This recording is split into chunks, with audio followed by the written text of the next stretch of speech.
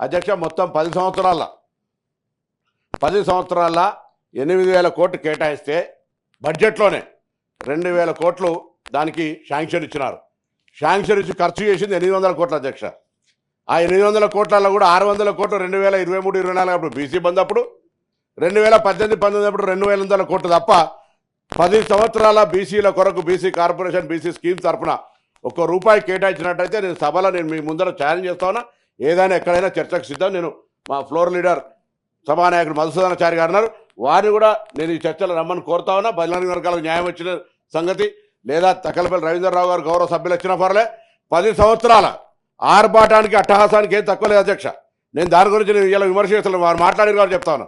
నేనేదో వ్యక్తిగతంగా వరకు పైసలు లేవు ఏం లేవు అని ఇప్పుడు చెప్తాను. ఈ ఆర్థిక సంవత్సరం నేనే అసలు వాస్తవం కామారెడ్డి బీసీ డిక్లరేషన్ మా పార్టీలో నేనే అధ్యక్షున్నారు. తప్పకుండా మాకు కట్టుబడి ఉన్నాం. మేము ఇలా డిక్లరేషన్ సంబంధించి కూడా దానికి అనుగుణంగా రిజర్వేషన్లు ఇవ్వాలని ఆలోచన చేస్తా ఉన్నాం.